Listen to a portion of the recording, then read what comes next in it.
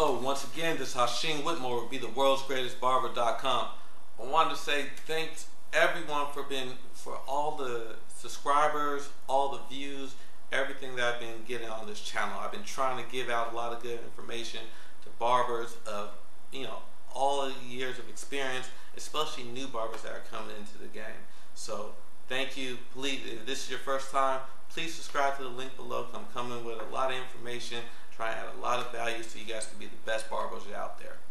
So, I've been getting a lot of questions about these trophies in the background, and how did I get them? Where did they come from? So, just to go into that, the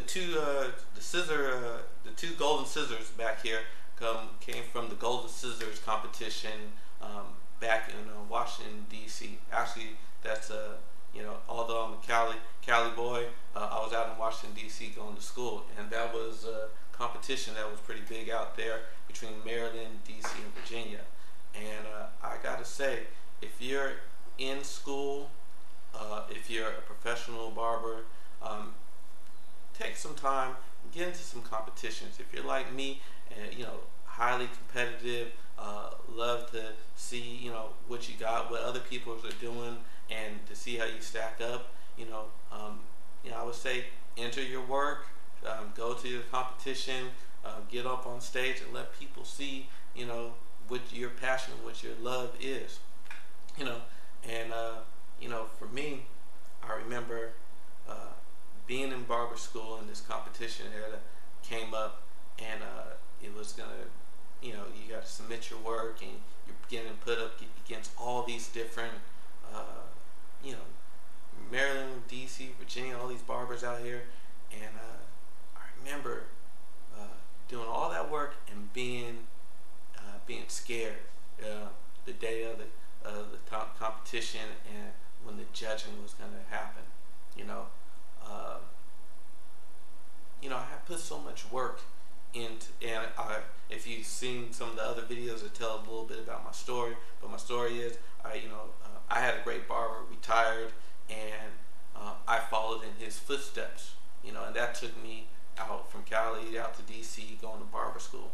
And I had put so much into barber school and kind of sacrificed so much stuff that when the competition came around, I was actually kind of scared that if they didn't like my work, if I didn't win, how I was gonna take that L, So luckily, I had great people in my corner. My mom was really inspirational and said, "Hey, you go out there, you do it, you put your best foot forward, and this is something that you love to do. So don't ever be worried about any type of competition or anything like that. You're your own competition."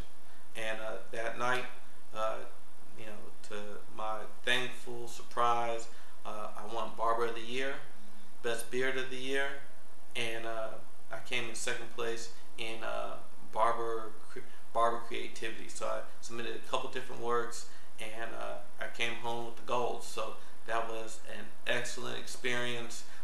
Gave me a lot of exposure out there, and always gives me something to always look at my station or wherever I might put it, that is something that I really worked hard for and was able to do.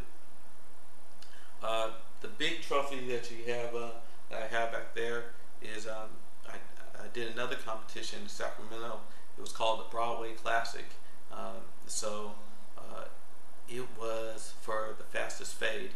So I have a system of how I cut hair, the way I climb up the steps and to bring a fade in, and that my teacher, Mr. Fletcher, although he has passed away, he told me, when he first taught me, he said, "You learn this, and you'll be able to blow out your competition with your speed, your consistency, and the way that the outcome of your haircuts." So when this competition came along and they allowed me to get in, oh man, I blew the doors out. I was the first one done, and I didn't just beat them by just a little bit. It was a landslide. So I'm very proud of this. I'm very proud of the fastest fade trophy, because I went off everything that I was taught by one of probably my lifetime, you know. So his technique, what he taught me, and I will be having videos, tutorials, how you can also do that. But the speed competition, being the Barber of the Year, the best beard design of the year, second place in barber creation, you know, those are all great trophies, you know, to have. But you know, and competition is great. Engage in it.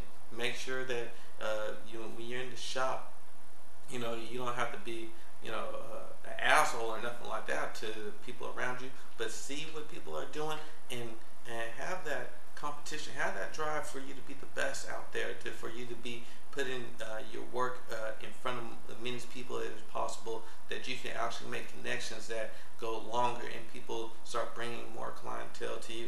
I mean, competition is great, and if you're still nervous about competition, I would say go to a show, check out what people are doing, and then don't waste any time before you jump in it again, you know, and jump in and put yourself out there, you know, and you'll gain something intangible that a lot of barbers don't have, you know, is that ability to actually get out there and put yourself on display, you know. And you might have some criticism, you might have all these people say, you know, have comments about what you're doing, but the fact is, there's only a few select people out there that are really willing to put themselves out there, to really put their skills out there, what they're passionate about out there, and let it be judged by, you know, strangers. So I would say get into some competitions, you know, have competitions. Competition is good, especially healthy competition within a work environment. Let people, you know, push yourself, but let other people push you as well, you know, so you can build things together, because teamwork really makes the dream work. So if you got some people that you admire in this barbering industry, especially some of these people that you see on YouTube or see in person, or that go around and give these talks, soak up as much game as possible from them, you know, so make yourself into the best. So I just wanted to drop that on you. Please subscribe to the channel. I'll leave questions, comments. You know, I have different tricks on how to make yourself stand out in competition. Ask me, I'm here for you. So take care. I'll talk to you soon.